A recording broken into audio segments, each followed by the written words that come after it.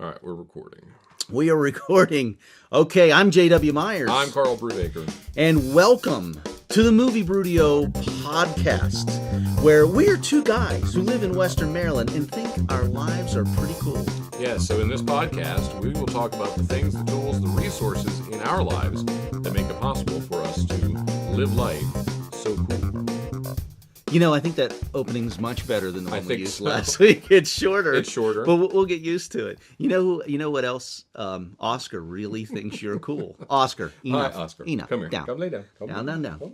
Oscar's my dog, and Oscar and Karl is an animal person, and Oscar generally responds to no one but me. Here, he tolerates the kids, he tolerates my wife, but when Karl comes over, Oscar just wants to pretty much mate with Karl, I think. not that he's not doing that, but I mean he wants to touch Karl constantly. He's laying on his lap. It's really cute. So anyway, I was hoping you would just say like, Oscar is my elderly gentleman friend. He's not like this with anyone. He's a good anyone. boy. He just loves Karl. He's a good boy. Okay. Okay. Oh, that reminds me. I got a lemon story. I got some funny stuff this week. But here's the thing, how synchronous we are. Okay, yes. So last week, this is podcast number 2. Yes. Last week we did podcast number 1. And in podcast number 1, you know, we did 6 trial runs. It was the first real run. Right. And I thought it went well. I thought so, yeah. Other than bringing up Alex Jones. But we'll get to that. Right. We went in a weird direction for a little bit. We considered editing, but we're Right. not going to edit this podcast. Just It's policy, we're not going to edit it. Right.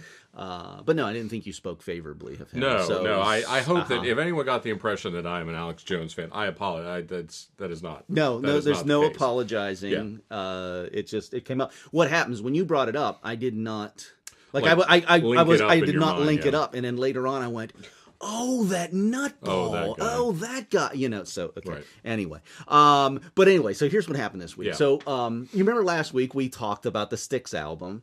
Kilroy was here. Right, yes. So Marin is doing a thing now on WTF where he is publishing lost tapes back, basically. Really? So... oh my goodness, 4 or 5 years ago, 6 years ago, in the early days of his I think he started in like 2009, 2010, Yeah. but around 2012, 13, he started doing a podcast with his friend Tom Sharpling. Mm-hmm. They were trying to monetize it, do it differently, sell it on iTunes. Anyway, so he had a lost tape from the Tom Sharpling and Mark Maron show, Right. the Mark and Tom show, and Tom told the whole story about Kilroy was here and how they tried to do the show in Texas. Right. And Isn't it that starts crazy? with 10 minutes of acting. It's like, so they're playing, everybody's like, play Renegade. And they're coming out here going, you know. Right. And I was like, how synchronous? Because here's We the had most just talked about it. successful Right. podcast, as far as I know, or one time Marin's usually the most successful. In their early days, Kilroy was here was brought up. See. Our first podcast. So I think this bodes well for what we do. That's all I'm saying. If they had talked about Alex Jones, then we know that's a sign. Was Alex Jones around in that days? I don't know. Yeah, he was. I'm sure he was probably alive. around. Yeah, 'cause that was the first time I think I ever saw Alex Jones was when I lived in Virginia. Someone had put up a sign that said like, "Know the truth." Go to Infowars.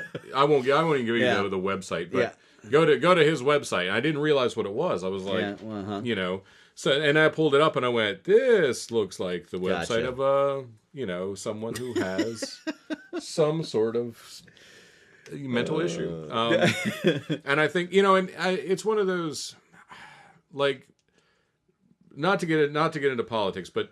You can broadly find things that lots of different groups agree on. Like you can find groups on the far left that talk about sort of personal liberty and personal freedom, and it will match up. It'll dovetail very nicely with what libertarians say, right? So there are those things. It's like even a blind squirrel finds an acorn every once in a while. occasionally you look at anyone and say, oh well, he kind of has a point on that. That makes sense. Sure, absolutely. You have to look at the sum total of what Gotcha of someone's catalog to go like, oh well, makes sense. Yeah. So now we have to edit out another section about Alex Jones. No, that's the last I'm going to mention. Alex Jones. So I was what's going on with you this week? So what's I have a lemon story though. My we went to Altoona shopping on Sunday, and Lemon has gotten big enough that we leave her out of the cage. Yeah. Came home, living room floor covered with chewed, shattered Christmas presents. Oh man. I mean, she didn't get anything terribly. I mean, she made Jillian cry because Jillian hand makes stuff for people, and she really got a lot of that stuff. And oh my god, she chewed up. I got a gift card for our neighbors for the movie theater, and it was shredded. But they were very cool. Little Gold Star Theater actually. Threw myself at their mercy. I came back with the shredded pieces of a gift card. My homework. And I was like, the dog ate my homework. Yeah. And they were very kind and replaced it. That's so good. that was very nice. Yeah. So Gold Star Theaters down at the Country Club Mall. There you go. Thank you for that. We'll give you a little plug there because of your kindness. Yes, absolutely. I for us, the big thing, we finally finished all the living room renovations, all the downstairs renovations, new living room furniture delivered. That was good. Yeah. That's the Christmas present for the next several years. Yes, for us, just for adult Christmas present. Yeah. And that was really the biggest thing. We were just kind of getting acclimated. Our youngest daughter came from Virginia with her boyfriend. Just dropped in. We weren't expecting them. Oh, sweet.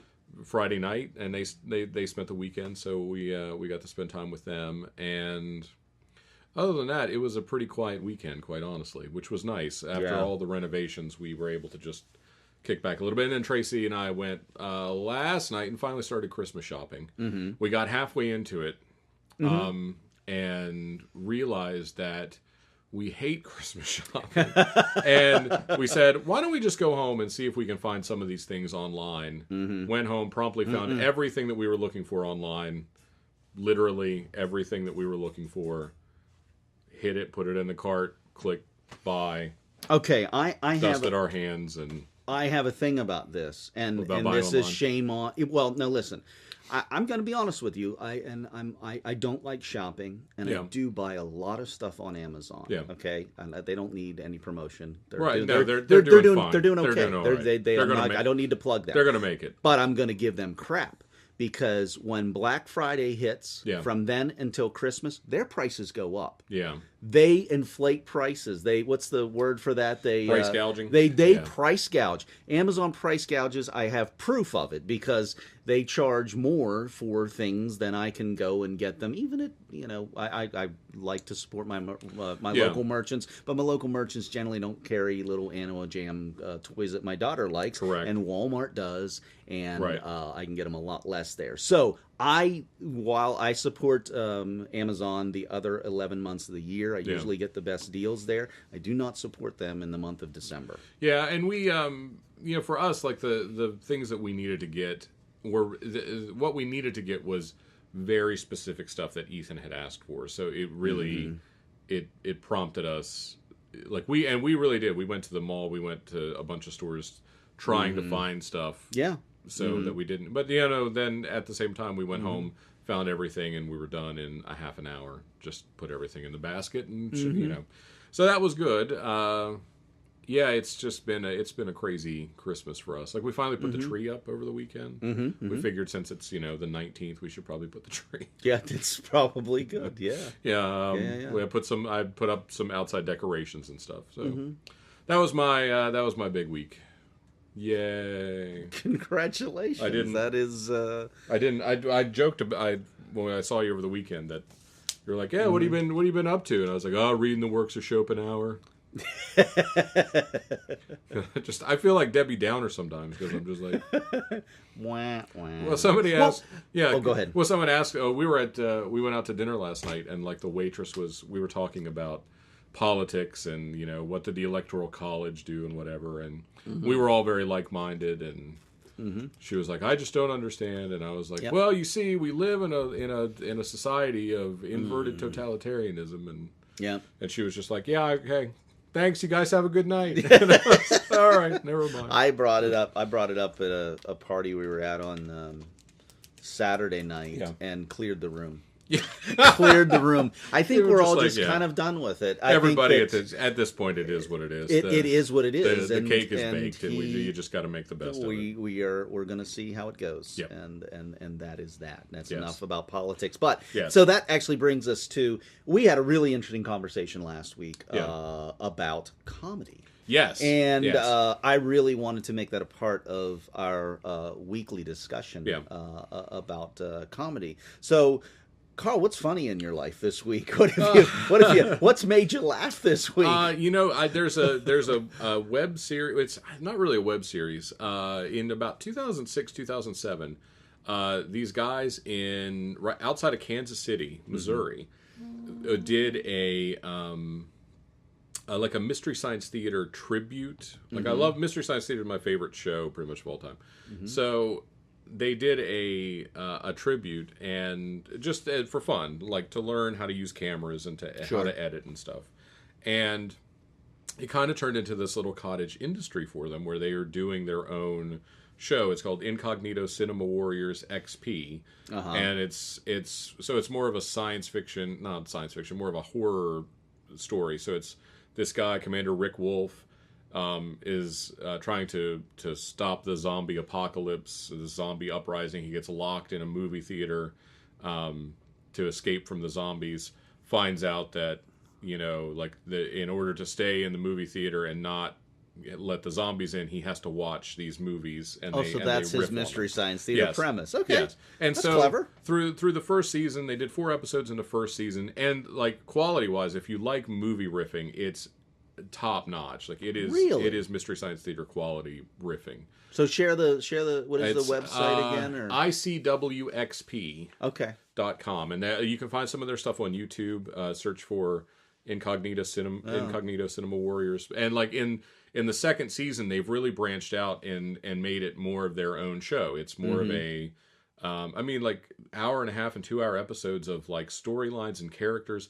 And they're doing it on a shoestring budget. It looks really, really good. It's basically one guy, Rick Wolf, he's doing everything. I mean, he's shooting and he's editing, he's acting, he's writing, and I love it. I love supporting stuff like that too. It's really, really cool. They got a Patreon page, and they're super like involved with their fans. It's just really, really cool, and I love to see people making really good stuff where they are, and they literally, their set is in a garage on his parents' farm in the middle of nowhere, and nice, and they riff video games as well, like video game trailers and stuff. It's really, really good. So sounds like the kind of stuff we're working on doing here. Yeah, as a matter of fact, it's very interesting, and they really just again started as something they were interested in doing, got some notoriety and stuff, and have just continued to do it. The writing is really, really, it's really, really good all the way around. Yeah, I've been laughing about my own stuff this week. Oh well, let me say, the other thing that really made me laugh was Special School. Oh, sweet. No, seriously, legit. I'm not blowing smoke. Like I saw the first. I saw that part 2 went out. I haven't looked at part 2 yet, but part 1. Is really, really funny. I mean, it's really, really funny. Thank you. You texted me right away and said that, off the record. And it this is something, Special School's a little film that we did about 6 years ago. And we did it, and I was we had just come through this period where we'd done over 100 sketches with kids. Yeah. And basically I would teach a 10-week course in improv, and we would develop some sketches with the kids. I would kind of communicate their personalities and stuff to Ty, who would write some brilliant sketches for them, and then we would take Ryan and we would go out and just have a shooting weekend, shoot these little sketches. They're all up on the Movie Brewdio channel. Some wins, some hits, some misses, and everything in between. Right. One of them recently went viral, called The Really Evil Babysitter. It has 3.8 million views. Crazy. There's no reason. Right. It just went viral for whatever reason. For whatever reason. So that's great. But right after we were like, hey, let's do a feature now. So we did this feature film, and then right after that, that's kind of what I got into negotiations with one of the parents in West Virginia. And that's what led to us getting this 2-film deal where we made Doughboy, which eventually became The Pledge, right, and A Christmas Tree Miracle. Right. And we didn't have a lot of money, but we had a little bit of a budget to work with. And we made these 2 films, and that kind of got our attention for the next several years. And so Special School kind of got left in the dust. We made Special School for nothing. Yeah. We shot over 3 weekends, 6 days total. Yeah. And that's what we did. And anyway, so it's just sat there. And I've always, we didn't have any money to do any completion or to work on distribution or even to get it properly scored. Right. And finally I was just like, let's just put it out on YouTube. So I've been thrown into an editing program, and I'm under my opinion is that people don't like to sit, like if you say this is 90 minutes long or 80 minutes long, whatever it is, then I can sit down and watch it. Right, yeah. But I'm putting it out in, basically 3 to 5 minute chapters that I'll release every couple of days, and hopefully it'll have a cumulative effect. But it'll all get there. And that's that. And so far, I think it's been pretty funny so far. Dude, I legitimately if people haven't seen it, I don't want to ruin it. But there's a part where you're talking about you're Perry Needler, right? Mm-hmm. The character, the principal of the special school, and you're talking about how you became. What inspired you? And so there's 2 parts. It's all really funny about there's the funny part about the kid who inspired you and where you were when he inspired you. It got me. It was a 1-2 punch. Good. Yeah. So no, it is legitimately funny. Funny to me anyway. I laughed. So, and I think that's the important thing. You have to make stuff that you think is funny. I'm happy with it. Yeah. We've looked at there are, I don't know, it gets into some issues, and it's about kids, but I don't think it's creepy, but you wonder whether Perry's creepy or not. Right. And there are probably some attitudes that I may have that are different now 6 years later. Yeah. But we've been thinking about it all this time. It's just like, just put it out there. And I think people are going to like it. Some people will probably hate it, and that's okay too. Then you're not obligated to watch it. If you're offended, then maybe you should watch it. When I was working in radio, I worked with a guy in Virginia before we moved here. And his attitude, I'd always worked at radio stations where if you said something offensive, then you had to apologize. We just want to apologize if we offended anyone, And people would call Neil and say, "I was really offended by that thing you just said. I'm going to stop listening because I was so offended." And he would say, "You'll be missed.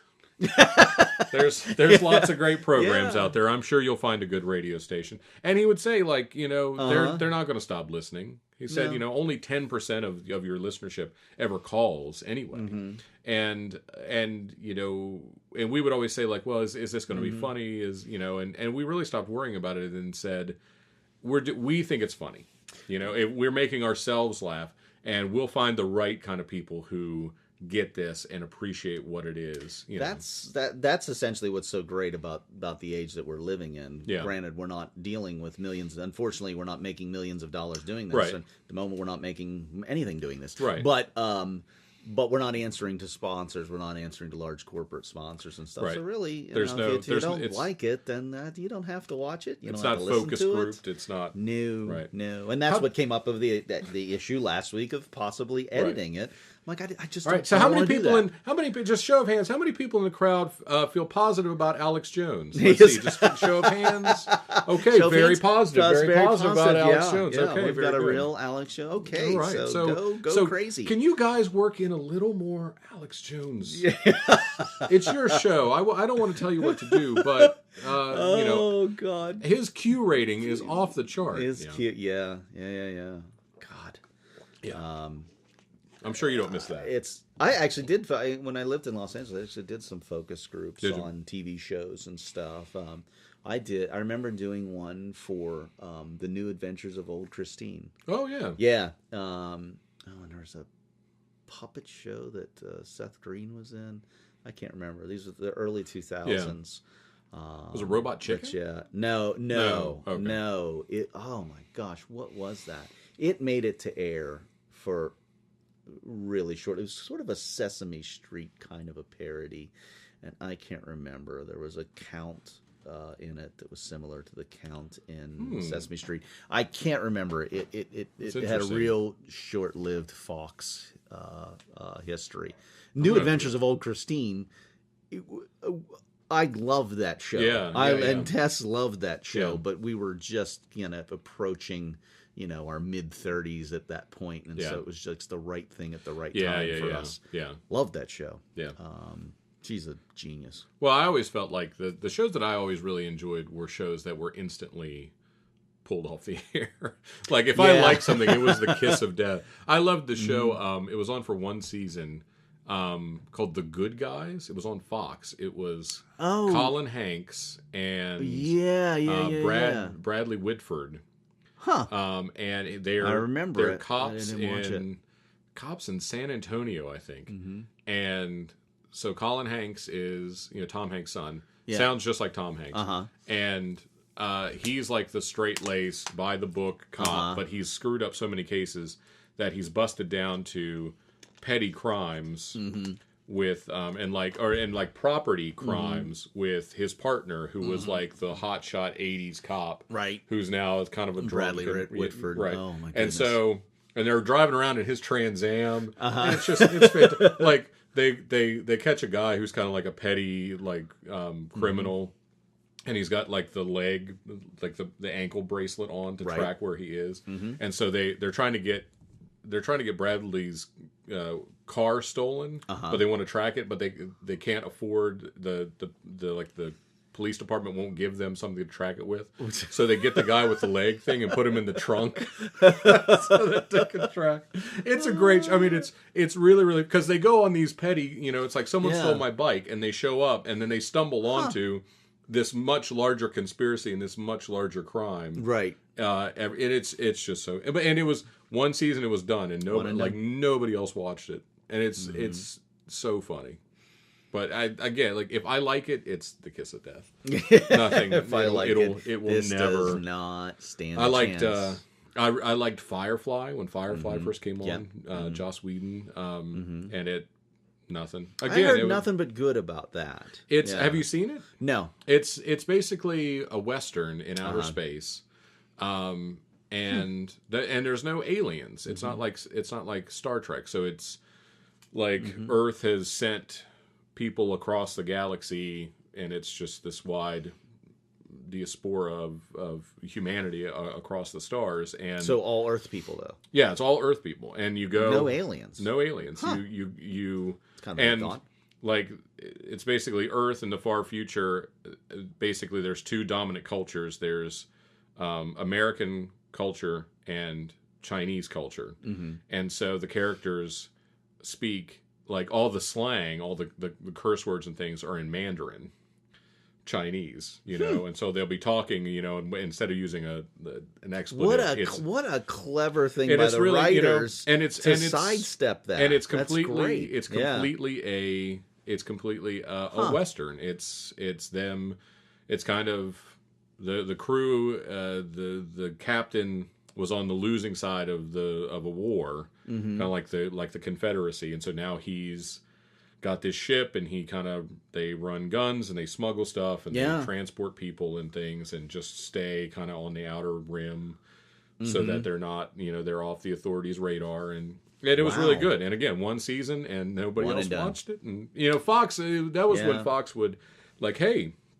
Guys, excited about this show? Sure. Great. You're never going to be able to find it because we're going to move it from. This week it's on Monday. Next week it's on Tuesday. That networks have been struggling for so long, and now it's. I mean, Netflix is taken over the game, and they're doing what they want when they want to do it, and not sharing their numbers with anybody else. They're going to put Nielsen out of business. Well, and it's interesting to see what's coming. And in the early 2000s, there wasn't that sense of. It wasn't like TiVo. You know, it was before TiVo was really big, so you couldn't just say, "Look, find this show and record it for me, and I'll watch it later." Right. It was like you had to know what time the show was on, when it was, where the whole thing. Yep. Because if you missed it, it was gone. Like there was no Absolutely. You know, there's no second chance. You'd have to wait for that summer rerun. it's so strange to think how different. Like Ethan asked me the other night, he saw something that it said like at 7 Central, and he was like, "What is that? What? Yeah. What does that mean?" And I was like, "Well, different time zones, things." And he was just like, he could not even grasp the concept. Like, there's so many things that I have trouble explaining now because of that.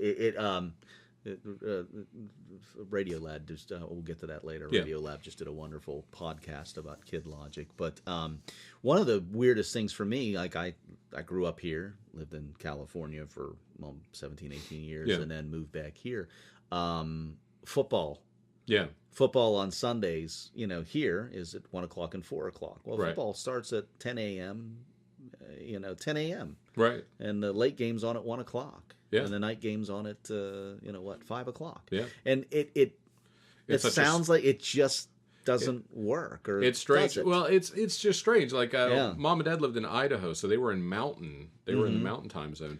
Oh, even odder. Even odder, because it was like, I'm not ready to sit down and watch Mork and Mindy yet. Yeah, and it's like, well, it's 6 o'clock, time to, like the news is on at 4, and you're just, where am I? What is happening here? Like, but again, just that idea of scarcity, the idea that, like, hey, the Dukes of Hazzard's going to be on. This event is happening now. Right. You have to be home to see it, because if you're not home to see it, if you don't have a VCR and you can't record it, you can't figure out how to set your VCR to record, you'll miss it.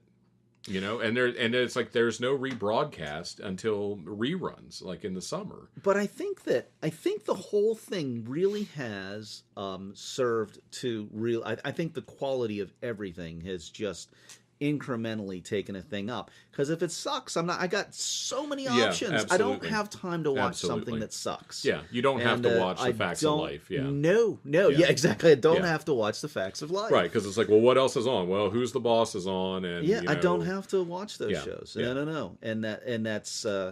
I think we've taken a real sharp uptick in the quality of what's out there. Yeah, and that's there's not that dead zone of like. Like like every major network had their off night where it was like that's where they dump the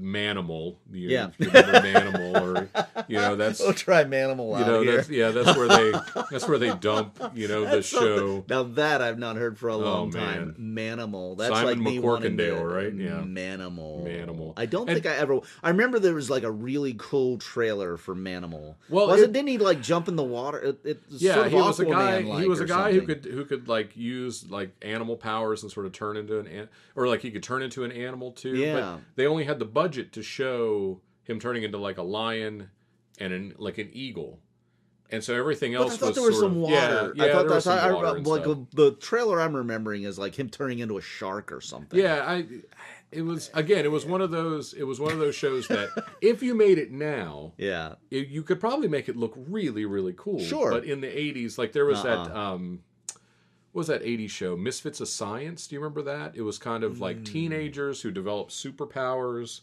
Like the one guy, like the girl had telekinesis. She could move things with her mind, and there was one guy who had like Misfits of Science, like super speed. It was on for a season. I liked it, so it was only on for one season. And there was like the black guy could shrink, and so it was like superpowers. Like I was really into it, like these superpowered humans. But they didn't have you couldn't the special effects budget. You just couldn't do it. You couldn't. You had to reuse the same kind of stock footage. You had to, you could shoot the scene one time and it had to be kind of generic because then you would always come back to it because it was TV. Like you didn't have a huge budget to do these things, and now you could do it on your Mac. Yeah. Like it would be no big deal to make that show now, but then they just didn't have the budget. The original, when The Flash was on TV, the original Flash on ABC in the early 90s, again, looked pretty good, but they did not have the budget to pull off the special effects because that was right before special effects were really like, it was before Terminator 2, right around that time, where Terminator 2 was really that movie that was like, whoa, Yeah, you're just blowing my mind. Like, well, he'd already done that kind of computer graphic in The Abyss, which was a really very overlooked movie. The Abyss. I love The Abyss. What a great movie. Abyss. Yeah. But I mean, I had just moved to Los Angeles. I'd been there not a whole long time whenever the Terminator came out. That was Terminator 2. And the Guns N' Roses album dropped at the same time. Like where he's walking, where the T-1000 walks through the bars. Oh yeah. And the gun is clanking. Gun gets stick, and it just blew your mind. Like, how did they do that? Cameron's always so far ahead of the curve. How did they? And it still looks really, really good. Like, you go back and look at that now, it still looks really, really good. And it holds up a lot better than some other movies that came out later on that do not look so. Like, if you go back and watch the remake of Lost in Space, but my friend did Bruce, the guy that scored both of my movies. Yeah. Did the score for Lost in Space. Yep. Bruce Broughton. I'm saying his name. Yes. The score was good. It was about because Dr. Smith gets infected with some kind of thing and turns into like some big creature, and it's all computer animated, and it looks so bad. Yeah. Like it just does. I mean, they just could not pull that kind of thing off. Like that fully animated, huge whatever. If you go back and look at Men in Black. Yeah. You know, when Edgar turns into the big cockroach thing at the end. Like, all the stuff, it's not practical. Right. Like, if it's not a practical effect, it does not look good at all. Now, did you like Men in Black? They did the third movie a couple years ago. I didn't see the third one. I don't think I saw the second one. The second one I thought kind of dropped off in quality. The third one is fantastic. They really Jermaine from Flight of the Conchords is the bad guy in it, and but there's a plot turn in it that brings the whole story together. That is a tearjerker at the end. Like, didn't see this coming. Like, it far and away. 3 is so good that it makes you like 1 and 2 better. I'll have to go back and revisit it. I really liked Men in Black. I really did. And I was first aware of Men in Black because I was a comic book nerd, and it's based on a comic book that nobody read, called Men in Black, and and so I was like, oh, this is going to be really, really cool, and and I think that was one of those movies that was right at the end of the glory days of practical effects. Well, like when they the Sonnenfeld directed, right? Yeah, and I like him visually. Yeah. I'm not a fan of what he does. I'm not a fan of him as a director. Yeah. I think his story sense is a little, but again, Men in Black 3 kind of it all come together. But like that, I thought like that when the jeweler, you find out that that's a huge robot suit and there's a little alien inside, and that's a practical effect. Like that's it looks so good. Sure. But I don't know. I missed that. I like. That's why I loved Mad Max Fury Road. Have you seen it? Sorta. I've watched it on cable and fell asleep. Man, oh man! But Mad Max Fury Road, I love, and it's probably 95% practical effects. I gotta say something. I didn't like the original Mad. They weren't my things, and I don't know why. I mean, I didn't like the original Mad Max. It's pretty bleak. The Road Warrior is still pretty bleak. Everybody was into the Road Warriors. Beyond Thunderdome, I think. I did see that. I remember. I actually liked it because it started to get more into sort of fantasy, sword and sorcery stuff. And you had Tina Turner in a movie. Yeah. What more could you ask for? And it's like right at that time when, even as a young guy, Tina Turner was like really hot. That's true. But look. Let's just. Can we just get Beyond Thunderdome? Can we get Beyond Thunderdome? That's a very cheap joke. It was a good one. Okay, so let's talk a little bit. Let's talk really quickly. We're all over the place. And I've enjoyed the all over the place kind of because I could talk about James Cameron forever. I kind of wanted to go off on that tangent. But that's not good. Yeah. We'll save it. What's going on in the community right now? Anything this week or coming up?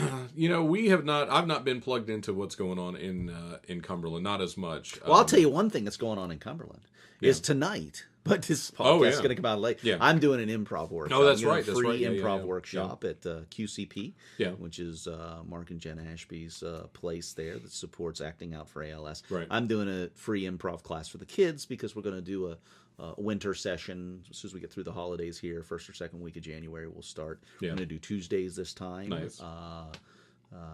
Tonight we're doing 6 to 8. I Yeah. don't know. We'll probably do maybe 6:15 to 8 or maybe even a little earlier. We'll see. But the exciting news that hopefully this will drop in time for is that tomorrow night I'm doing the same thing with adults. That's cool. I Yeah. really want to beat the Yeah. bushes and see what we have locally in adults in comedy, because the intention is, I mean, I'd love to do an ongoing class. I don't know that we'll have enough to support that, but I might be able to do it once a month. Yeah. And maybe kind of pull out some kind of performing troupe. And me, I want to shoot sketches and make little funny videos and stuff like that. So that's going on locally. Miss Cody Warren Forno, MCCA, had her big Christmas show over the weekend. 2 shows on Saturday, Sunday. The quality that she pulls together for that show, it's unbelievable. Yeah. You won't see a show better than that in New York City. Yeah. Nuts. It's It's so good. cool. Yeah, we it's I love the idea that there's all that kind of stuff happening. And in Cumberland there's various theater groups doing things. That's part of the stuff that I've missed when we lived in Virginia, and I had spare time. We did community theater. Like before I had, It's hard being an adult. well, like before Tracy and I got married, before we got together, when I didn't really have a life, I just did theater all the time. Like I would do a show, and like as that show was getting ready to go on, we would audition for the next show. Yeah. And so we would finish a show, have maybe a week off or 2 weeks off, and start rehearsing the next show. And that's how, I think I did like 17 shows in 3.5 years or something like that. Like, what is crazy about life in Western Maryland now is that you could truly be on that schedule here. I mean, we've with Jillian, who wants to do a lot of stuff, wants that theater life, likes those shows and stuff. We actually had to pick and choose the last couple of months what she could be involved with and not be involved with, simply because it's you can do too much. But wow, what an awesome that's not a problem. You're right. That's a high class problem to have. That's really awesome that this area has gotten to that point. And I think that I think the arts are incredibly important in all communities, but especially in smaller, more isolated communities where you don't have a large, say, philanthropic organization. You don't have the Benedum Center in Pittsburgh. I don't know what that is. Where you can go and see like the Nutcracker, and they'll bring in touring shows of Broadway shows, or I can't remember, or like the Kennedy Center in DC, okay, I where gotcha. It could be a band, it could be all sorts of different stuff, but you can go and have sort of cultural events. I think this area would support that. Yeah. I think we could support that, and I think we definitely have the venues that we could build something like that. And that's one of my intentions with building a movie studio here and really bringing more of the entertainment industry here, is to have a professional theater where touring companies come. We could see the Book of Mormon locally, which would be fantastic. Oh man, or the touring company of Hamilton.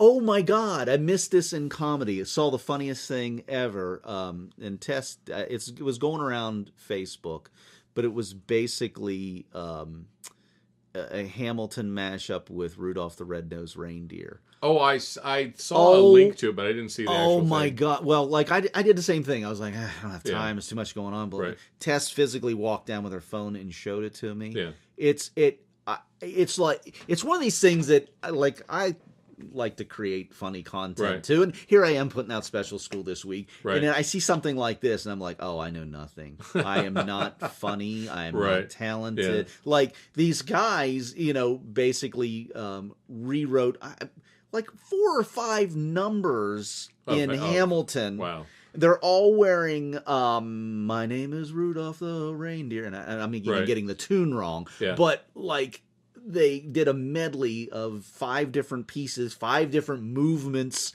in the musical, Yeah. with a little bit of choreography and movement. Right. The lyrics were spot on. They sung it. It's one of those pieces of comedy that's like so brilliant. It's like, Right. oh my god, Like, how did they do that? How did they? Yeah. Yeah. Oh, I'll you've got to track see it it. down and see it. I can't be any more specific, but it was the Hamilton Rudolph piece. That's the hysterical. That's so much of internet culture now, is that Yeah. remix culture where you take 2 different Yeah. ideas and smash them together. We talked about that. But they're usually crappily done. Yeah, they're This usually is- not really well done. This could be the Hamilton performance. It's Right. so well done. I'm like, how did this get funded? How is it making money? Because a tremendous amount of time and effort went into this. Yeah. This wasn't just a couple guys going, hey, here's some funny, let's do Right. this. And they picked up their iPhone and shot it. No, this was Yeah. serious.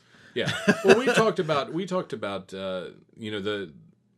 mashup of ideas, and because we were talking about SCTV, Yeah. again, to go Yep. back to comedy, and how Uh-huh. they were doing that kind of stuff, taking these very different ideas and smashing them together. Yep. In the late 70s, early 80s, when it was like mind blowing. Like they had they took 3 movies. I can't remember what they were, but it was called The Man Who Would Be King of the Popes. And it's like all these historical epics that they smashed together. They did the Vincent Van Gogh Lust for Life, but they did Lust for Paint, and it was all these other like artistic movies jammed together. Yes. It just and I love that stuff. I love I love combining those ideas. So I'll have to track it down. It's a great comedy formula, is the contrasting ideas. Now, any funny kid stories this week? Anything in that department? Did Ethan do anything funny? He's always doing something funny. He did draw more portraits. Mm-hmm. Which was very nice. That's right. Yeah. We got that's happened between now and last week. Yeah. Ethan drew a portrait of me a few weeks ago when I subbed in at school, and now he's drawn one of you. And I really, as we develop, where this is going to, I really want that to be our logo. Absolutely. For the Movie Brewdio podcast. I'm going to put it on my JW LinkedIn, Karl. I think. Yes. That'll be my official That'll picture. surely get you a job. Surely. It's doing something. But he's done. He did a picture of Miss Sam, which is spectacular. Oh yeah. I don't think he captured Miss Sam. Well, let's. He really got. He sort of got the posture. He didn't really get the facial expressions of Miss Sam. And Miss Sam said, "Why am I frowning?" And he said, "I don't draw anyone who smiles." And then he drew a picture of Miss Megan with a big smile on her face. So he's such a funny kid. Yes, and he loves doing portraits, and he is the blue hen's chick, as my grandmother used to say. He is one of a kind. So how about you? You got a funny kid story? I don't know that I have anything that particularly qualifies this week. As I mentioned, we came home from Altoona, and our living room was shredded. Mainly it was Jillian's stuff, and there were some tears over that. Oh yeah. She works so hard to put a personal touch to things. She'll draw up a card, or she'll do a special little project. That's really, really important to her to do that. She did a couple of Christmas tree ornaments for her teachers at MCCA, for Miss Cody and Miss Shelby.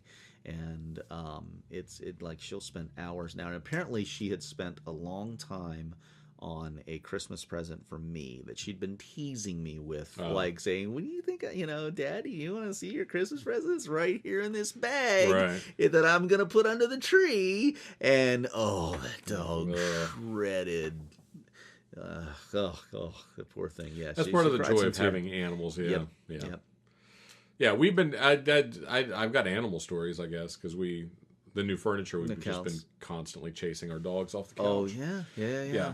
And our big dog is the worst because I came in yesterday after, and Hayward, you can't lay on the couch. Hayward, you can't lay on the couch. How big is Hayward? Hayward is probably about 90 pounds. He's a big dog. What kind of dog? He is a you asked me and it jumped right out of my head. He is a plot hound. Plot hound. I don't even know what a plot hound is. Yeah. Big brindle kind of houndy dog. It's real long legs. Got webbed toes. Neat. Yeah. He's the smartest dog and the best behaved dog that we've ever had. Good. Just walk him without a leash. He stays. I mean, just everything. Wow. Just the greatest dog. But he's also the only thing he does. He gets in the trash, which does get on my nerves. And now you can look at him and say, "Hayward, do not get on the couch." And he's like, "Okay." He'll go lay on his bed. But I came in yesterday and he was laying on the couch with his head on a pillow and he just looked at me, and I was like, "What? Come on." Because it was, and so I just took a picture and I sent it to Tracy because she was at work, and I was like, "How do you want me to handle this situation? You want me to punish your dog?" And she was like, "I don't know." But there's like a whole different set of rules for parenting dogs because we came into a thrash living room and we don't there were a couple spanks as puppies and stuff, but we just don't beat dogs. And I'm like, this is done. She knows she did something wrong, so we chased her outside for a few minutes, and she came back in, and she had to get in the cage. But we don't want to make the cage a punishment. Right. What do you do? It's what done. do you do? What do you do? Well, that's the thing. Like I come home, and if Hayward's gotten in the trash, and he knows he's not supposed to get in the trash. I mean, he's well aware, and he knows that he's done something wrong. But I don't know. Like I typically don't blame dogs for doing things that dogs are like the dogs are gonna do. I'll give you like if you I don't think dogs should like knock over trash cans to get at trash. Yeah, go ahead. Can I ask you a question? And this is because you know more about animals than I do. Okay. And this is does yelling at a dog have an effect? I mean, when we raise our voice, bad dog, Lemon, bad dog. Like her, see, Oscar's reacting like, to it right now. But Lemon, like her head goes down, her eyes come, like she knows, or she's giving us the impression. That dogs typically have, they're like a 2 or 3 year old, right? So they understand sort of on that level. They don't necessarily understand words as much as they tone. Sure. And they're very big on nonverbal communication. Dogs communicate nonverbally, obviously. They bark, but they're very good at reading body language and so they can sense when you're angry. As opposed to like people say that cats are actually much more like cats completely understand what you're saying. They just don't care. They don't care. It's true. Like I had cats. They completely get it, and they're just like I don't care what you say. But with dogs like Hayward is a strange dog in that he will look at you when you talk to him. If you ask him like, "What do you want?" Like he'll get real anxious and "What do you want?" And he'll stare at your mouth when you're talking, and he'll go. Like he's trying to talk, and you could see the wheels turning in his head. Like, if I could only figure out how to make those sounds, I could tell you what I want. Like, how hard could it be? Like, it's that's a smart dog. Yeah, and you know, and like with Hayward, it's just like he gets in the trash, and it's like don't get in the trash. But again, if the trash is there, I don't think dogs should knock over trash cans to get in the trash. That is not acceptable.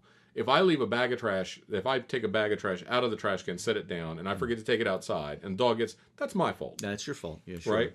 And as a corollary, I had a friend in high school who I would always say, he's not going to knock over the trash can to get to the trash, but if you leave the trash on the ground, he's going to get into it. And that was my friend. You'll figure out what the analogy is there, but but again, like you can only blame like, and I would look at him and go like, dude, it's really like these are the people you're hanging out with, and it's like, well, the trash is on the ground, he's going to get into it. So what are you listening to? Listen to anything? You know what I was actually listening to, you mentioned it last week. I've been checking out Tim Ferriss. Yes. Right? Love me some Tim Ferriss. Man, that dude is crazy. Just a guy who, like, I don't even know how to describe Tim Ferriss for people who don't know who he is. It's probably in your best interest to just look him up. He wrote a book, I think like 2007 or maybe it was 2005. Yeah. I can't remember. It's called The 4-Hour Work Week. Right. And basically, he's an entrepreneur. Sold a lot of copies of that book. Eventually, he did a 4-Hour Chef, 4-Hour Body. Right. He is in awesome shape.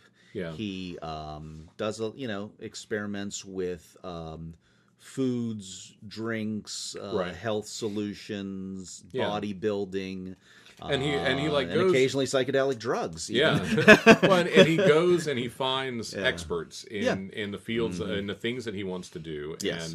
And he said like one of his examples was he was in Buenos Aires and went with a friend to a tango competition. He wanted to just watch. And there were only like 2 guys there to participate, and so they pulled him off the floor and said, "You're going to dance." And he was like terrified, and couldn't do it, just is not built for tango, and was sort of humiliated. And so then he was like, all right, I'm going to learn how to tango dance. And went but approached it in a complete, like he's a guy who he looks at, okay, how am I going to learn this? And then he breaks it down into what skills do I need to learn?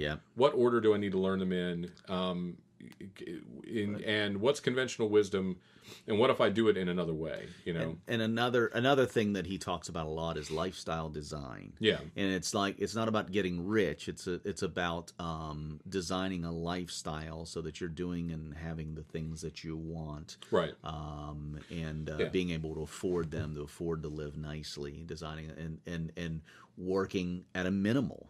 Setting up systems that generate income for yourself. He's big into outsourcing, absolutely. Like find a virtual personal assistant who can handle your emails and all that stuff. It takes up a lot of your ancillary time. Those things that you don't necessarily want to do, but need to be done, so that you can focus on doing the stuff that you really want to do. Yeah, very interesting guy. Really interesting. In all his entrepreneurial design, eventually he started, I think only 2 or 3 years ago, began doing a podcast, the Tim Ferriss Show.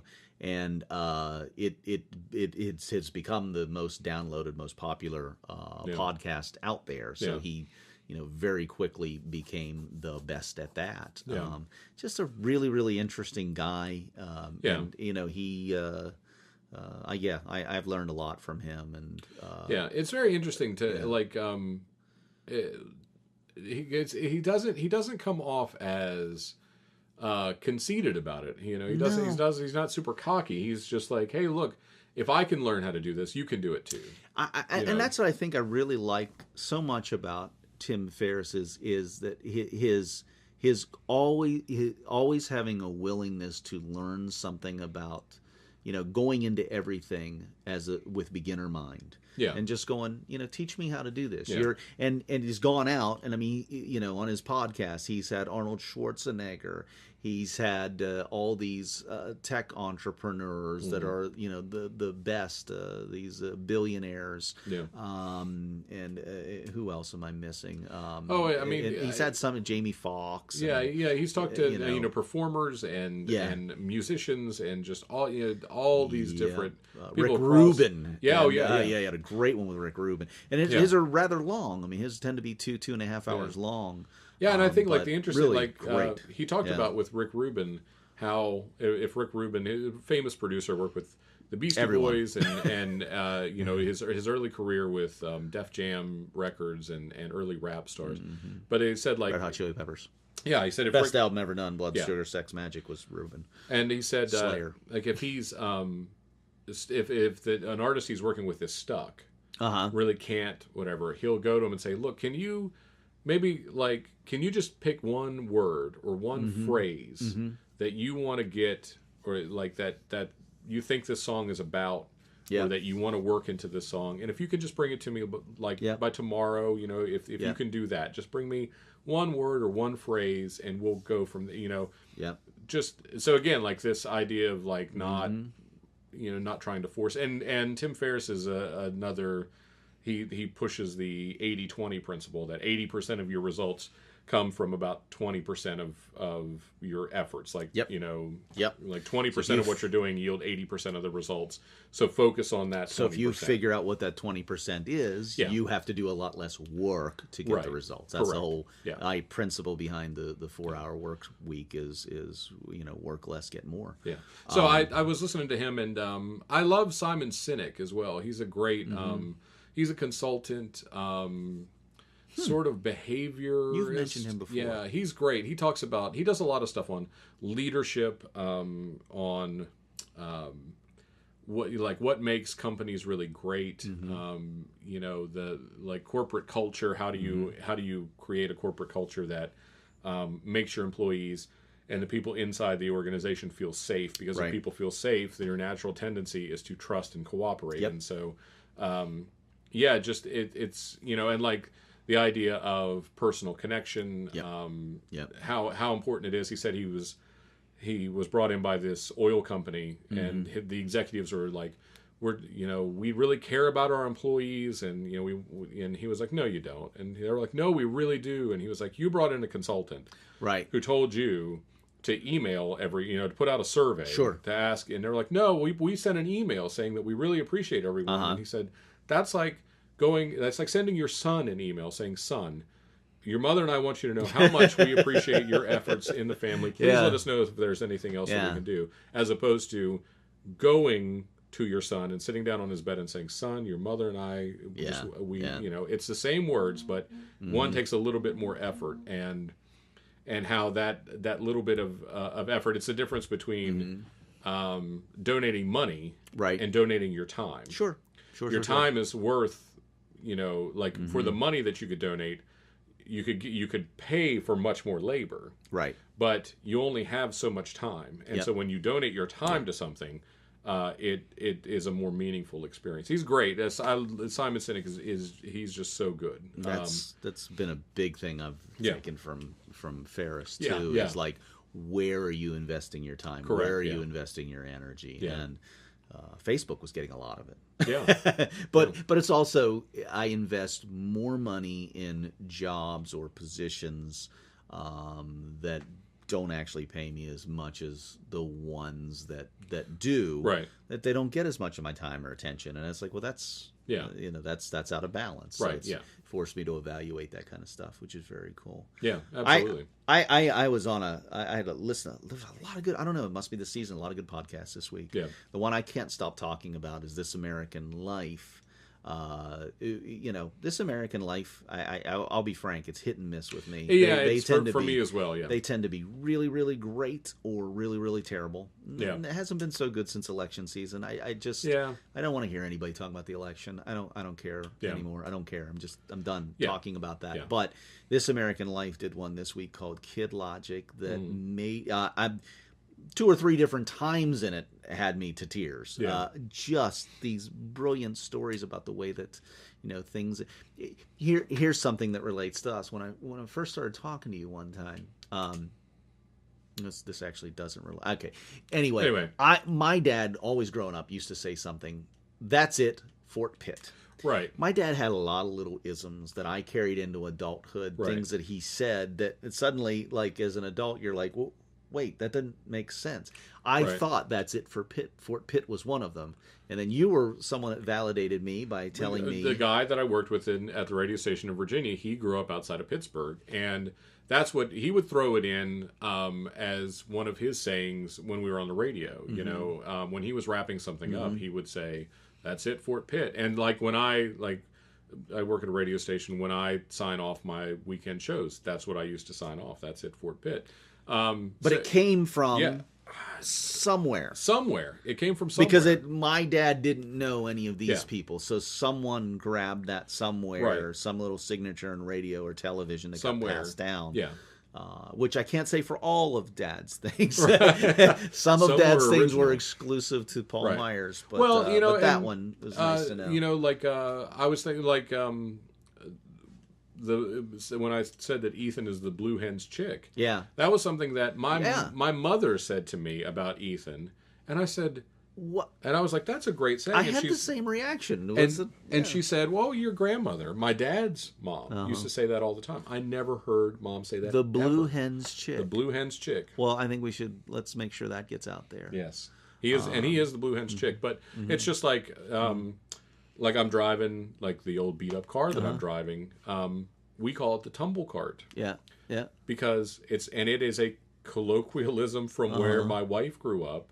If you had an old beat up car that is, just it gets you where you need to go, right. but it's not built for comfort or speed.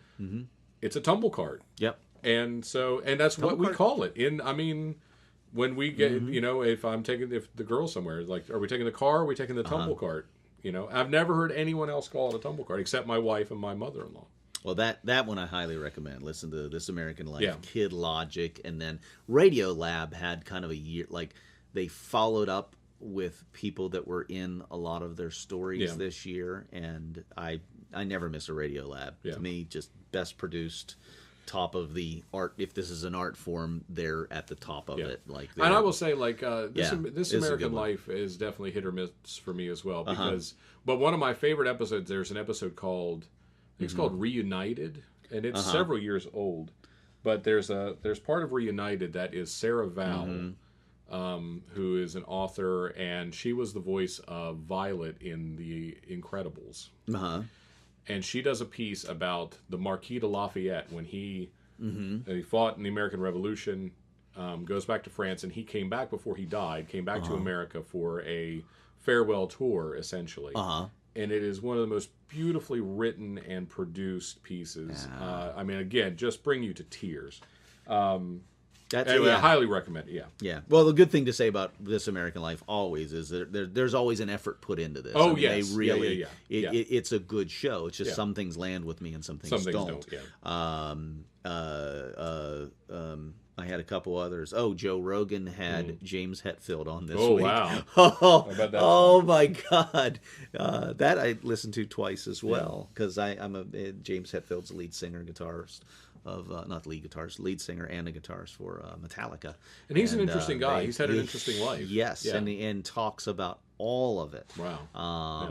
And the goods, the bads, and everything in between, Yeah. and where he is now. And he's a lot of, like, the philosophy of this show. Like, he left the Silicon Valley. He's living in Colorado now. It's nice, yeah. I mean, he's obviously has a little larger life than most of us, but right. He keeps lives on a farm, keeps bees, stuff like that. Really? Yeah. Well, you gotta listen to him talk about it. If you saw Hunts, of course. What, Some Kind of Monster, right? That was was that the Metallica movie that they put out? He talked about that. Was whenever he was going through rehab. Yeah, and it was what an interesting movie. Like, talk about, I didn't actually see it. It's warts and all, man. It is like they get into some rough stuff. Sure. And and I think like his mom, I guess, died. They were Christian scientists, and so she had something. She had cancer, but like their belief was not to go to the doctor, and it was something like treatable that she could have lived, but she died. And he's had such an interesting life. Well, he talked in the podcast about the rehab experience for him and the way that they did it when he finally went. And it was really pretty amazing. He stripped him down to nothing and rebuilt, and so that was fascinating. Yeah, I always liked. It reminded me, for some reason, when you said that, of Craig Ferguson. Do you know Craig Ferguson? When he was talking about his rehab experience, because he was an alcoholic for years and years. Because he said what happened, but he eventually went to rehab because he woke up Christmas morning, and he had drank himself unconscious the night before. Woke up Christmas morning and said, "I'm going to kill myself today. I'm going to jump off the London Bridge." Wow. Went downstairs. He was upstairs asleep at the bar. Went downstairs and he said, and I found the bartender who was asleep behind the bar. So he probably had a problem too. And the guy woke up and said, well, he said, "I'm going to kill myself." And he said, "Well, before you go, why don't you have a drink?" And he said, "And I was drunk for 2 months and I forgot to kill myself." But after that, he went into rehab, and it's Craig Ferguson. I loved Craig Ferguson because he would get, like, when his dad died, it is some of the most powerful and moving television. He did this like 10-minute monologue about his dad and cried, and I mean, just it was so beautiful. Yeah. I didn't watch him, and I never heard anything but awesome about him. You've got to. I'm sure I would have liked it. Check out some of his stuff, because the guy who did his sidekick, like his like Conan has Andy Richter. Yeah. The Ed McMahon was always the sidekick for Johnny Carson. So Craig Ferguson's sidekick was Jeff Peterson, this robot skeleton.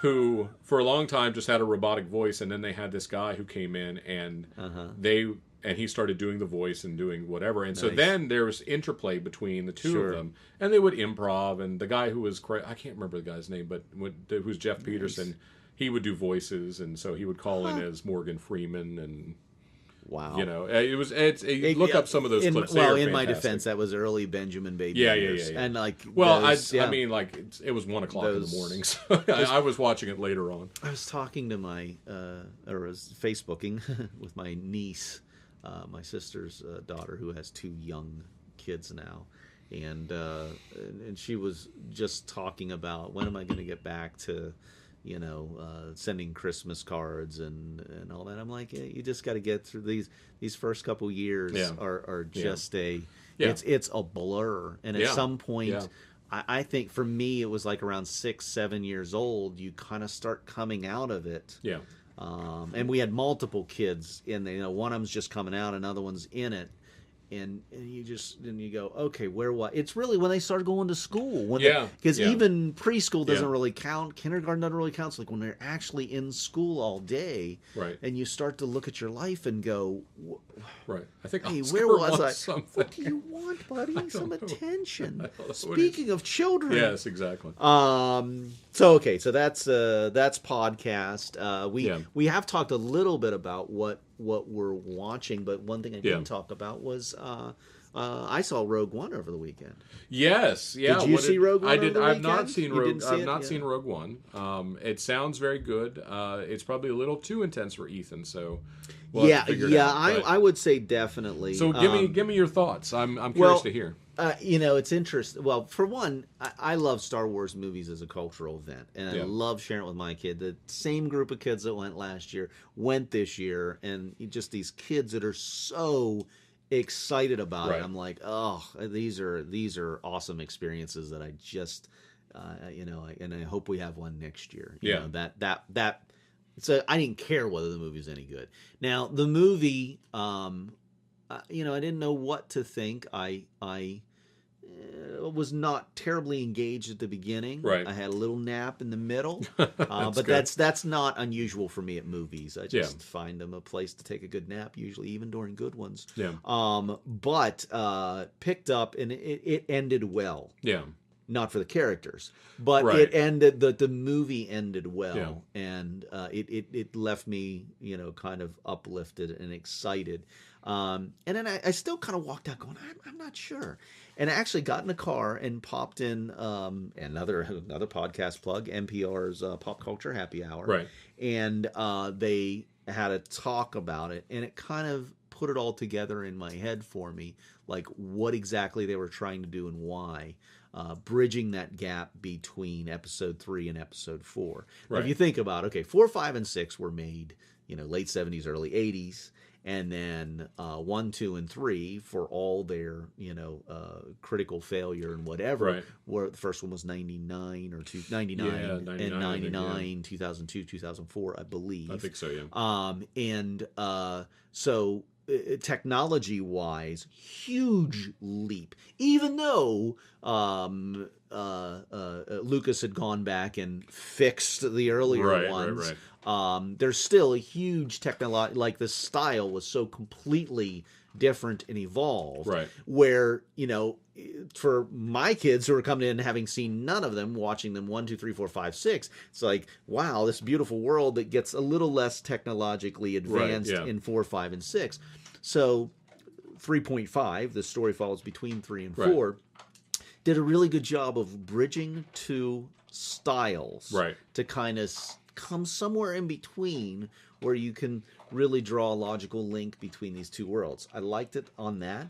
And the other whole idea is that there is some people feel that there's a plot hole in Right. Episode 4 in the original Star Wars, is that there's a flaw on the Death Star. It's the only way we can destroy it. Right. So it's like they made a whole 2.5-hour movie to explain Like what that why is. there's a flaw on the Death Right. Star. And if the movie is only for that reason, they very successfully did that. They told a whole story Right.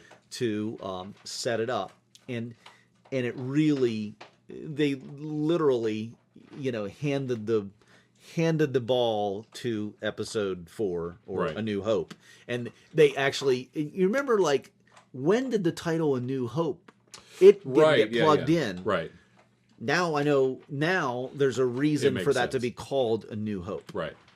Yeah, well, and Yeah. I don't know. Like, I have a complicated relationship with George Lucas because It's complicated. 'cause Facebook, he- it's complicated. he killed my grandfather. Yeah. No, Yeah. no, he just because I had on VHS. Somehow I'd gotten a copy of an HBO special, and that was right around the time Return of the Jedi came out. Okay. And it was talking about all of the special effects and the history of the movies and the original script and how it had changed. And he'd gone from Luke Starkiller to Luke Skywalker, and all these different changes through the scripts. And sort of the idea, they touched on the idea that it was really Lucas's ex-wife who saved that movie by recutting it, because if he had cut it, it would have looked like The Phantom Menace, and nobody would have wanted to watch it. Like, Right. he was like, Wow. yeah. So, but anyway, he in early interviews where they're like, well, there's not much of an emphasis on the aliens, and there's not much of an emphasis on overwhelming people with great visuals, because that had been the Hollywood tradition. The Hollywood technique was, if you have a big, 2001: A Space Odyssey, it's you've got the monolith on the moon, and there's spaceships, and there's the whole sequence at the end, and it's incredibly visually, I mean, and that had always been the tradition. And you watch Star Wars, and it feels very lived in. It's a very lived in universe. Sure. And he was like, well, we purposely don't want to overwhelm people. We want people to focus on. We want them to just accept that this is a real place, and that these characters really live in this place. And so that's why we don't put a lot of stuff in the backgrounds. And that was a choice. That's a stylistic choice. And then in 96, he was like, I'm going to put in all the stuff I was never able to put in because I always wanted to put that stuff in. So it's like, so you lied.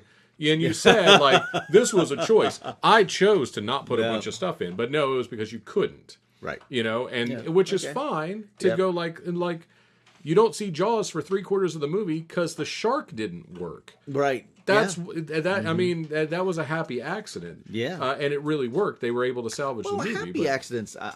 I've got film stories about happy accidents. But that's it. But Yeah. Spielberg never came out and said, no, it was a stylistic choice to not show the shark. He was like, the damn thing didn't work. I couldn't get it. It couldn't come up out of the water. Like, turns out it was the best suspense choice ever made. Yeah. I mean, it really Absolutely. worked. So yes, I don't know. And then the choice to go back and revisionist history wise, like, be start meddling with stuff and start tinkering with stuff. At a certain point, you just kind of have to let that stuff go and say, like, look, I did this thing. I did it to the best of my ability. I used all the techniques and resources I had. And then I put it out in the world. It's not like anybody was seriously criticizing Star Wars at that point, going, No, I wish there were more animated sand troopers, or like, no, just let it be what it is. Well, yeah. I mean, that's I suppose as a filmmaker, he has a right to be fussy as an artist. I don't know. I felt like, to me, it was like, it wasn't. I understood it in like Blade Runner, right? Like, they had to cut Blade Runner down, and there's several different cuts of Blade Runner that exist. Sure. Because who directed? Wasn't Ridley Scott. It was. Who directed? Oh my gosh! Don't embarrass me on a. It wasn't Ridley. Who the heck directed? Vangelis did the score. I know that because I listened to it. Who did Blade Runner? Why am I blanking on this? That is awful. But he had his... I won't embarrass myself. I'm going to look it up. Like, there are multiple cuts of that movie. There are probably 5 or 6 cuts of that film, including there's like a director's cut, there's an extended director's cut, there's like the original cut. Excuse me, and there's there's so many different things where it was too long, they wanted him to cut it down, they wanted him to condense, and so he was never able to really put his vision out until much, much later. And so I understand that. Like, you want to keep tinkering with it. It was Ridley Scott. It was Ridley Scott. Thank you. Jeez. So that caught me off guard. So that's the thing. With Ridley Scott, he never was able to really present his version of stuff. And he wanted to keep tinkering with it until he could get it absolutely the way he wanted it to be. And I'm fine with that. I'm fine with artistic, with a director making artistic choices so that he can present his true vision on film. But I don't like directors who try and retroactively go back and say, well, I never, it's one thing when you say, I was never able to present my true vision on film. It's another thing when you said at the time, this is my true vision, this is what I wanted it to be. And then you go back and go, well, no, not really. Well, listen, I'm going to say it here. Yeah. Lucas directed one good film. Period. He directed one good film. He's not a director. He's a big vision guy. Yeah. And when he hires the right people to do things, that it works. Yeah. But Well, and then he was. So he was. I remember when Episode 7 came out, which I can't. I'm blanking on the name. I can't think of stuff today. My brain's not working. J.J. Abrams, the one that came out. Yeah. What is it called? The Force Awakens. The Force Awakens. Yes. When it came out, Lucas was kind of a jerk about it. Yeah, he had just pocketed $4 billion. Yeah, and it was the thing. From dude, you sold it. You can't really at this point go like, well, I wish they had done something else. Also, because like you had driven down the value of the franchise.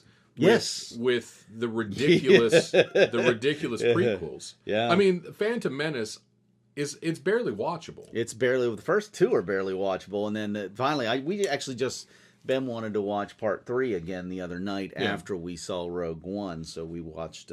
That's kind of cool because you get to see, you get to see the birth of Vader. I mean, that's all. We're really 3 movies to see how we made Vader. Right. That's all it really was about. None of it makes sense. I mean, none of it makes sense in even the internal logic. It's. In Rogue One, there's that, and that's what loses me when you start talking about all the different allied things. Meanwhile, over here, the Senate's doing this, and this commission's doing this. It's like, what is all this crazy? I don't know. I know there are definitely geeks who no, the Senate did this, and I don't know who's. Well, actually, with the which one's Vader and which one's the Well, you see, use the Force. The problem was all the trade deals and the embargo forced them to. It's like, guys, I don't care. What? No, come on. Like, it's I don't have that straight in our world. Right. Like on this planet, clearly, no one has that straight in this world. I can't get it straight in Star Wars world. And I'm kind of a policy wonk. I kind of like stuff like that. I sit in my own time and read about quantitative easing and monetary policy, and I don't care. I'm still trying to... Where are the explosions? Where are the robots? Where are the lightsabers? Yes. I don't care about... Rogue One delivered on that. See, okay, lots of good fighting, lots of good action. And you had some good martial artists in it. And I loved stuff. I love The Force Awakens. I loved it. I thought it was so good. Yeah, that was satisfying. Yes, and Rogue One ultimately was satisfying. Yeah. It took a while to get there. Yeah. So I don't know. With Lucas, it's a complicated. It's complicated. Talking about Lucas is starting to feel like talking about politics. No one wants to hear about it. Thank you for Star Wars. Thank you for THX. Thank you for Skywalker. Yes. I mean, thank you for. Yes. There's just great things that he did. Well, it's hard to criticize him. Thank you for Indiana Jones. Thank you for. I mean, as a producer, there are things. Yeah, I mean, thank you for the Skywalker Ranch, and thank you for Lucasfilm, and there are definite positive things, but I don't know. He's always a guy that's never seemed. I read that as a theory that the reason he did the prequels was because he had gotten criticism, or people had looked at him and said, "Well, your wife saved Star Wars because she recut it. It would have never worked in your original cut." And he was like, "I'm going to go out and prove that I can do it on my own. I can make a movie, not just Howard the Duck." What? But I mean, and really, that's the thing. Like Lucas, thank you for thank you for the guts to go out and do these things on your own, right? Like there was no studio that was going to fund Star Wars. Right. Like he went out and made those things happen, which is great. I mean, like that's, I mean, as an independent filmmaker, like you got to tip your hat to him. Absolutely. But as like some great auteur, I think that's not so much. I mean, there are those guys who can write it and direct it and bring it. Christopher Nolan, I think, is one of those guys that, he'll sit down and he can write it and bring his vision forward, but no. I was with Nolan, and I liked was not Interstellar. What was the Inception? I liked a lot. Yeah. The first of the Batman trilogy I liked a lot, and then the Batman trilogy got terrible after that. The second one was okay. Or no, I'm sorry. The second one was a really good one. The second one was a really good one. The third one was unwatchable. Yeah. I mean, just crap. It's so hard to wrap up that story. I did like. I'm giving him a hard time. I didn't like that movie. I did like his. There's a magician movie that he did. The Prestige. Yes. The Prestige. Very interesting to do. Didn't he do Memento? And Memento. Yes. I mean, he's off to a good start. Yeah. But that's the thing. Like he brings. I mean, the Coen brothers will write and bring movies forward. Love me some Coens. Yeah. Just got to do some Barton Fink again. They're hit and miss for me.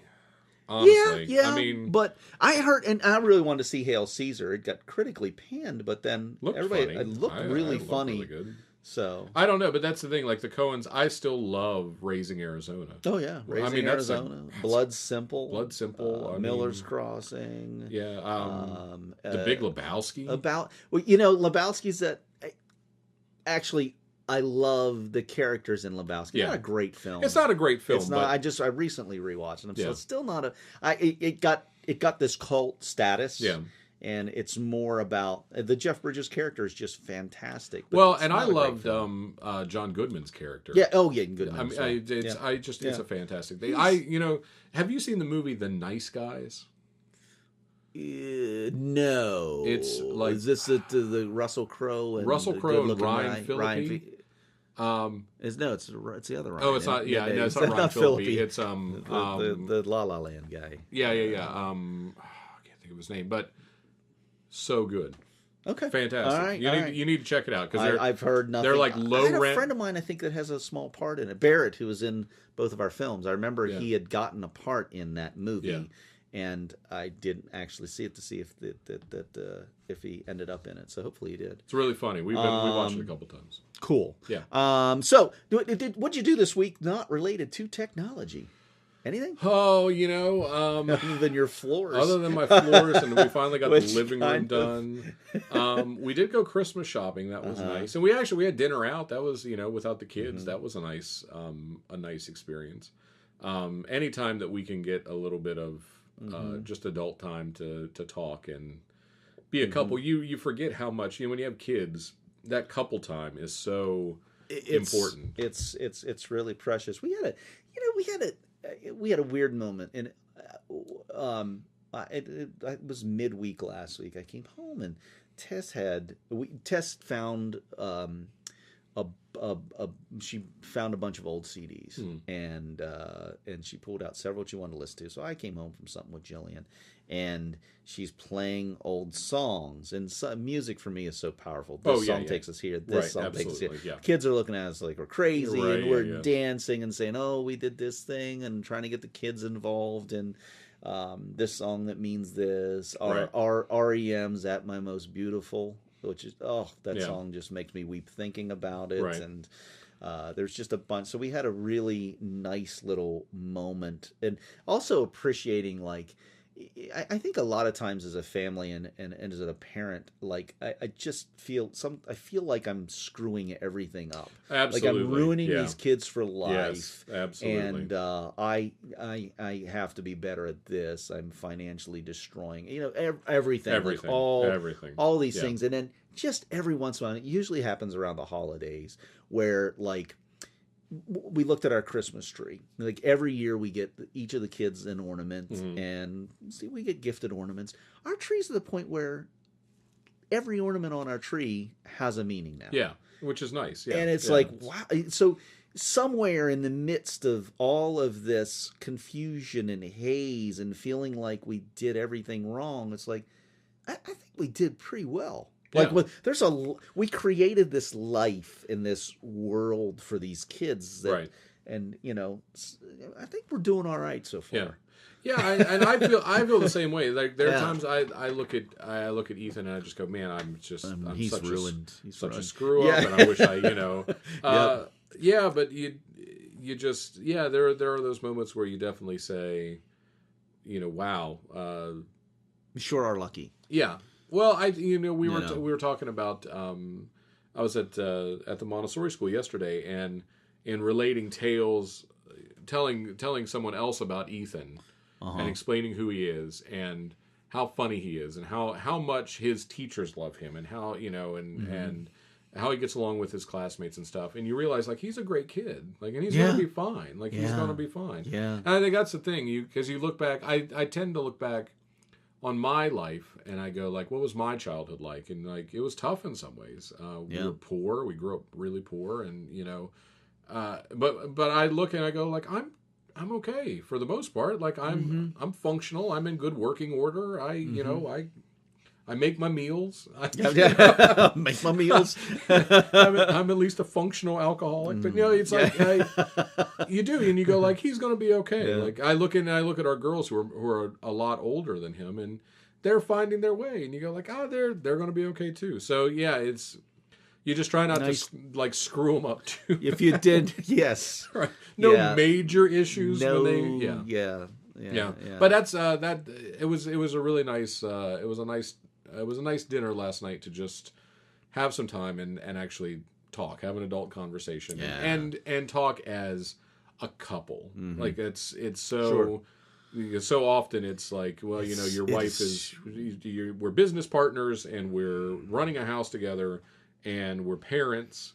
And you get so far away from we're a couple, What is your life beyond these kids, beyond mommy and daddy and stuff? And it's everybody tells you have to make time for that, but sometimes it's like, well, when is there time for that? And it's hard. You get those moments, and it mostly is around holidays and stuff. Sometimes because you have in-law backup, and sometimes where it's like, let them stay with the in-laws. Let's go out to dinner. Let's go see a movie. Let's just go ride around in the car for a half an hour by ourselves. I can't tell you the number of times we'll get back from the grocery store and park in front of the house and just sit in the car for a half an hour, and just because it's like as soon as we go in, we're parents. As soon as you walk in the house, you're parent. But if you sit in the car for a while, those times are nice. Yeah, absolutely. The other not technology moment I had, it really hit me yesterday. I've been setting.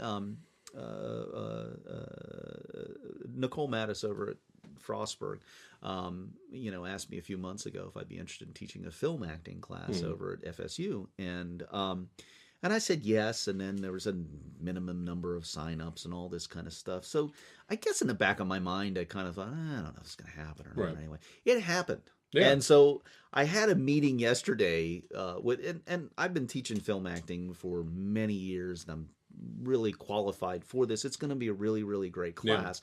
But doing it at a university, there's a certain set of guidelines and standards and a syllabus.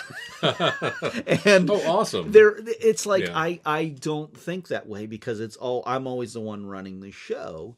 And to kind of sit down and say, okay, well, this is happening, and here's what we need from you. And now I have to design a semester-long, course, and grade that course, and be very clear about my expectations for the course and stuff. So it's just this real.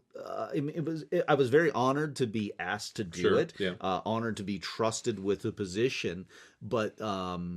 There was definitely a bit of a moment yesterday where I was like, oh snap! Oh wait, this is I'm happening. teaching This is- at a university, and Right. Yeah. and there's some responsibility, and it's not. I can't phone this in. Right. Yeah. I Not gotta that be I've there. never phoned an in. I've never in my life phoned a workshop in. Right. I don't do that. I take my teaching very, very seriously. But like this is a whole different level. It's different and a when whole they, different set of it's different when guidelines. when they take away the option to phone it in. yeah, exactly. Right. Because you go like, I know I never would, and could show up but hungover. Yeah, nope. if I did phone it in one time, Yeah. it's that thing. That's a Louis C.K. joke where he talks about when he Yeah. was married before he got divorced. He said, "I got married and I thought now I'm trapped. Now I can't leave." Yeah. And then we yeah. had a kid, and I thought, no, I could have left the whole time. The Yeah, door yeah, was right yeah. there. The Now I'm door was- trapped. Yeah. Now, yeah. Yeah. And so I'm honored, but it was definitely a moment of okay. Well, this is going to take some work, and it makes me think about the way that I do things in a different manner and structuring that into a course that's going to have grades and all that kind of stuff.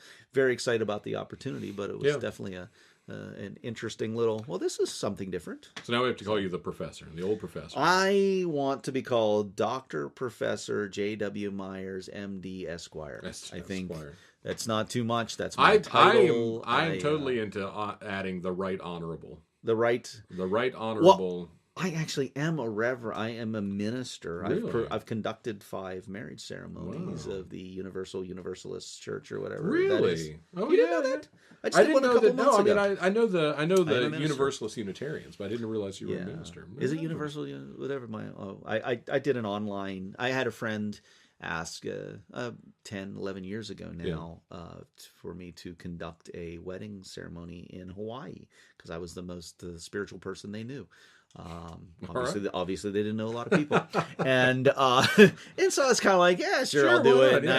And I, much like this teaching position, I was sort of like, of course I will. this isn't going to work out. Yeah. And I did the online thing, and then we had to write letters back and forth to Hawaii, who approved it. And I was like, oh, okay. So this my is first wedding, happening. So it was a trip to Hawaii and all that kind of stuff. That was all great. And then I've done 4 since then. I just did one in October. That's awesome. So yeah, I enjoy doing it. That's a great, but I take it, another one of those things that like, I'm like, huh? And then, but I do take it very seriously. Like when you're there.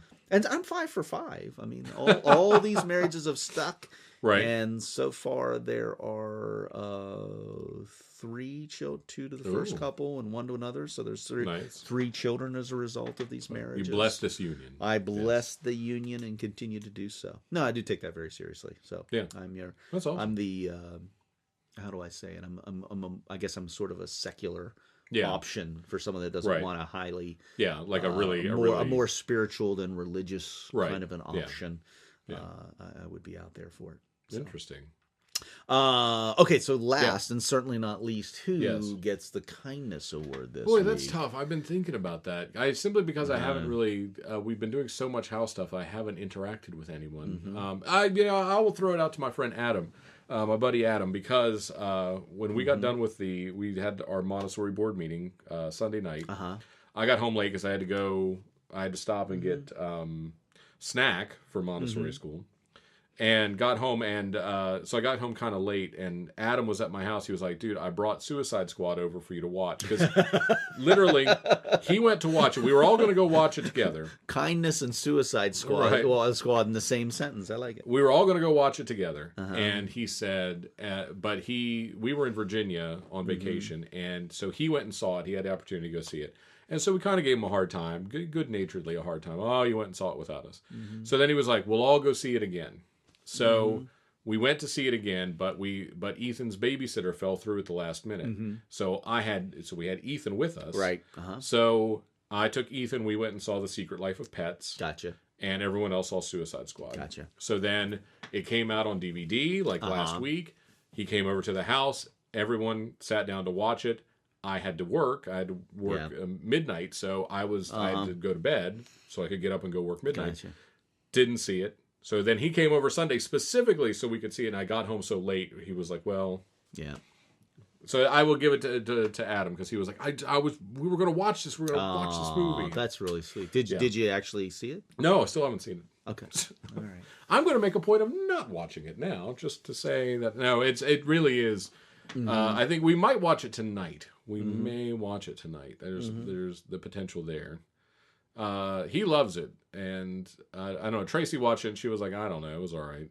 She's not a superhero movie kind of person, really, but that's who I would give it to. My friend Adam. Man, there's a lot of candidates this week. I start out by talking. Let's see, beginnings. It's like I guess my kindness award this week is the Beginnings family. Yeah, they I almost said them. Well, you said Megan last week. We're on the, right? We're on the same page here. But it was we did our Christmas show, our holiday program, on Friday night, and just watching all the levels and just watch the teachers interact with the kids at all different levels doing these shows was just really sweet to watch that. Yeah. All the families there who, the great thing about doing anything with Beginnings is the level of support. Like I do the cookout in the fall. Right, yeah. And all these programs. Like whenever the show's over and it's time to clean up, everyone stays. Yes. Everyone stays to help put chairs away, to move tables around, it's such a cooperative helping community. It's tremendous to me, all the kindness in that. And in particular, my son, who is, my son's on the autism scale, and he has, had a lot of changes over the years and is getting more and more social. Yeah. He had a role in the play, and he really it was a big deal for him. Yeah. He had a big part, and he was, frankly, he was really funny, and he did really nice well. Job, in just watching not only the teachers, but also the way the other students support him. Yeah. Just always really warms my heart. Yeah. Well, and like I mentioned earlier, I was at the school yesterday. We were talking to a prospective parent, someone who was thinking about bringing a student in, and so just being able to to talk about it as a board member and to talk about it as a parent. Yeah. And when you start talking about it, you realize like, this really is just so incredible. We kind of take it for granted. I think we get used to the routine of it. Yeah. And then when you start explaining it to other people, they go, that sounds amazing. And you go, like, it is amazing, actually. It is. Yeah. It's incredible the Montessori in general is an incredible idea that works. Yes. That really, children actually learn at their own pace, and they actually learn things. But beyond, just learning reading, writing, and arithmetic, right. they learn about self-care. They learn how to take care of themselves, self-reliance. They learn how they learn the importance of community. And the importance of community and helping one another, sharing, caring. It just is. It's the right thing. Yeah. So everything about that gets my kindness award. And it was incredible to see. This was the third Christmas program that Ethan has done. Yeah. And to see how big it's grown from. I mean, the first Christmas program he did, or the holiday program that he did, where there were probably 35 or 40 people. We were at the UU church, and then last year it was bigger. Yeah. And then this year it was even bigger, and just it's amazing. We may soon outgrow the larger facility that we're in now. Yeah. We're growing at an incredible rate, and it's because it's a great program with great people. It really is. Yeah, awesome. I agree. Absolutely.